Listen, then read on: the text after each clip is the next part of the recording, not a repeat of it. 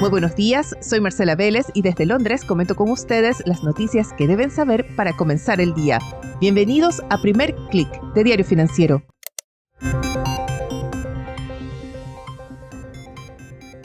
Muy buenos días, es jueves 16 de enero, bienvenidos a Primer Click.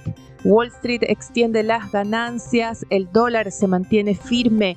Hay una sesión clave en el Senado estadounidense y el acuerdo de paz entre Israel y Hamás está en peligro. Muy buenos días, tenemos un inicio de jornada bastante positivo, al menos en lo que se refiere a los mercados. Vemos que los futuros estadounidenses extienden las ganancias después de que ayer el Nasdaq subiera más de 2%, el S&P 500 subiera 1,8%, también más de 1% el Dow Jones. Incluso el Bitcoin volvió a superar los $100,000. Todo esto en ese impulso que dio una ligera variación en la medición de inflación en Estados Unidos. El reporte de índice de precios de diciembre mostró una caída de la inflación subyacente con una variación mensual de 0,2%. Esto estuvo por debajo de lo previsto por el mercado, que esperaba 0,3%, similar a las variaciones que se habían registrado los 4 meses anteriores. En su medición a 12 meses, la tasa de inflación subyacente, es decir, que excluye elementos más variables como alimentos y energía, registró un alza de 3,2%, una décima por debajo del 3,3% que esperaba el mercado, pero que marca la primera desaceleración de la tasa de inflación desde hace 4 meses. Esto fue suficiente para aliviar el temor del mercado a un repunte inflacionario que pueda obligar a la Fed a elevar tasas de interés. Poco caso se hizo a que la tasa de inflación general ya roce el 3%, se ubicó en 2,9% en diciembre. Varios analistas explicaron esta alza a un efecto de base de comparación respecto a los últimos meses de 2023 y de ahí que algunos apuntan que en los próximos meses vamos a ver una baja más acelerada de esa tasa de inflación anual. Incluso el jefe de estrategia global de JP Morgan, David Kelly, dijo en una entrevista que espera ver la tasa de inflación a 12 meses en torno a la meta de 2% ya hacia abril. Esto se refleja en las apuestas del mercado para las acciones de la Reserva Federal. Si uno analiza los futuros de tasas que sigue la Bolsa de Chicago, se ve un aumento de las apuestas por un recorte de tasas de 25 puntos base de parte de la Fed recién en mayo. Todavía no es la mayoría del mercado, se le da un 37% de probabilidad a ese recorte en mayo, pero si uno analiza hacia junio, ya esa probabilidad salta al 44%. Algunas voces más conservadoras, me incluyo entre ellas, creen que la reacción del mercado ha sido un poco exagerada y que hay que tener mucho cuidado porque podríamos ver en la medición de enero que nuevamente suba la inflación subyacente, por ejemplo, que nuevamente tengamos una variación de una décima y cuál va a ser la reacción entonces. Algo de esto se refleja en el dólar. De alguna forma, la divisa estadounidense nos está recordando que esa amenaza inflacionaria no ha desaparecido, a pesar de que vemos una baja importante en torno a 10 puntos base en las tasas de los bonos del Tesoro estadounidense. Pero en el caso del dólar, vemos que incluso en las últimas horas de ayer, retomó las alzas. Esta mañana, la divisa estadounidense opera plana, pero se mantiene en su mayor nivel en 2 años. Pero en las acciones domina el optimismo, quizás impulsado también por los buenos resultados que se están reportando desde empresas de diferentes sectores. Específicamente ayer tuvimos los grandes bancos de Wall Street, hoy tuvimos también empresas tecnológicas y esto está inyectando al apetito por el riesgo. Tuvimos en Asia un alza de 1% del índice regional impulsado por las acciones en Hong Kong.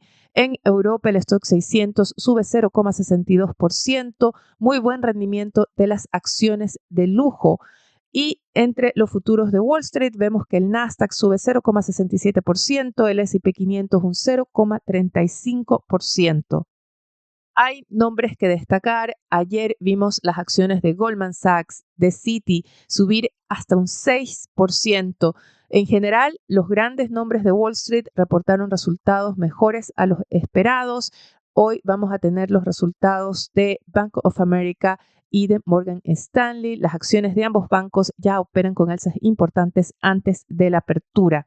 También lo hacen las acciones estadounidenses de firmas como TSMC, la mayor fundidora de semiconductores, y uno de sus proveedores, ASML o ACML, que produce máquinas que necesita TSMC para fabricar estos chips. Las acciones de la taiwanesa de TSMC suben más de 3%, en el caso de ASML 4% antes de la apertura del Nasdaq, y esto se explica por los resultados mejores a los previstos de TSMC, pero también sus proyecciones de inversión. A pesar de que recientemente había dudas de que las restricciones que busquen poner Estados Unidos vayan a restringir su negocio, la taiwanesa apuesta en grande y anuncia un plan de inversiones por $42.000 millones para este año, una apuesta fuerte por esa demanda generada por el boom de inteligencia artificial. Revisemos qué tenemos en la agenda para hoy. Vamos, además de los reportes de Morgan Stanley Bank of America, tendremos el reporte de resultados de United Health, la firma cuyo CEO fue asesinado en plena luz del día en Nueva York, y fue un crimen que generó todo un debate en torno al negocio de las aseguradoras de salud en Estados Unidos, así que algo de esto va a estar en la conferencia con inversionistas. También tendremos en Estados Unidos datos importantes después de ese reporte de inflación que tuvimos ayer. Vamos a recibir el reporte de ventas de retail de diciembre y otro reporte más de subsidios por desempleo, en este caso correspondientes a la semana que terminó el 11 de enero. Wall Street también pondrá atención al reporte de inventarios mayoristas y al índice del mercado inmobiliario.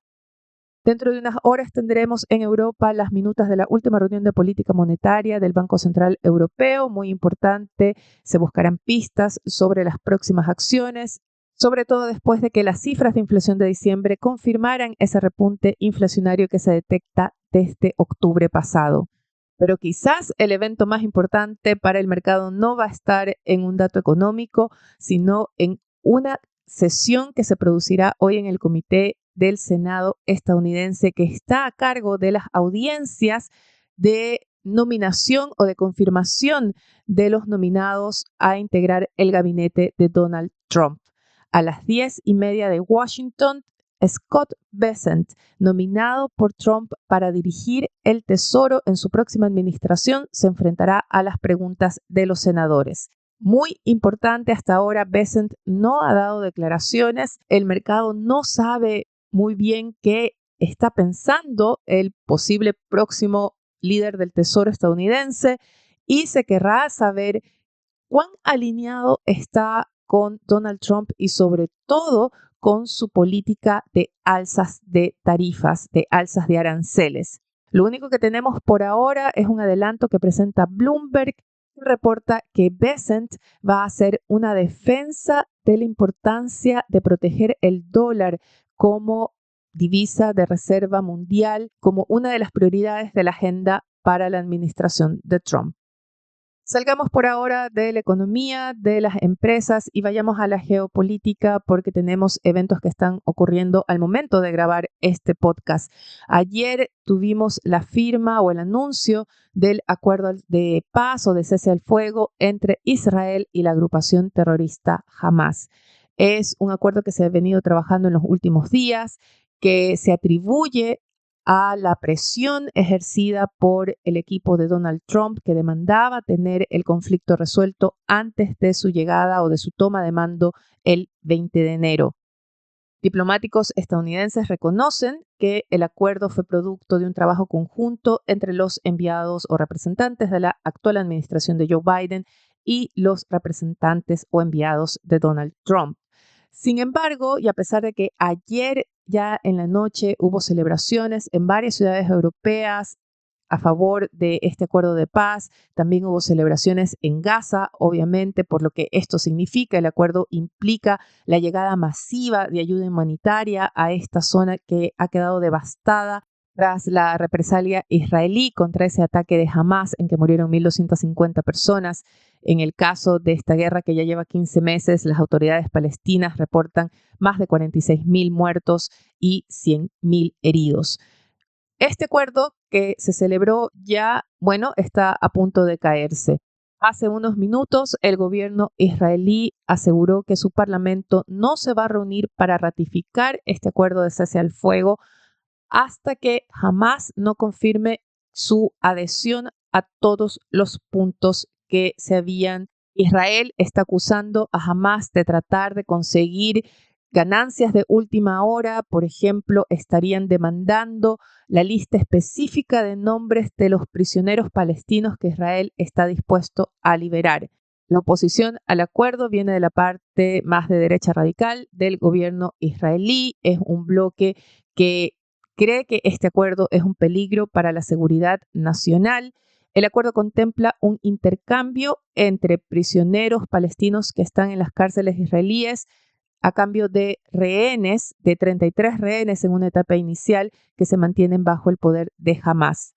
Recuerden que el 7 de octubre de 2023 Hamás lanzó un ataque contra el territorio de Israel y en esa acción, además de matar a más de 1.000 personas, tomaron 250 rehenes, de los cuales 98 se calcula están todavía en manos de Hamás, pero se cree que solo la mitad de ellos estaría con vida.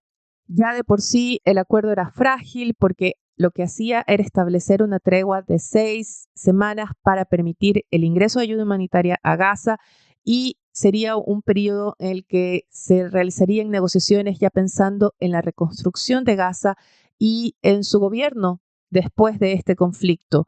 Y ahí llega la diferencia principal porque Israel quiere que se reemplace a Hamás como autoridad palestina, pero no está muy claro cuál sería esa figura y por su parte Hamás rechaza dejar el control de Gaza. Son horas claves para este acuerdo. Veamos qué pasa a lo largo del día. De confirmarse, el cese al fuego comenzaría el sábado.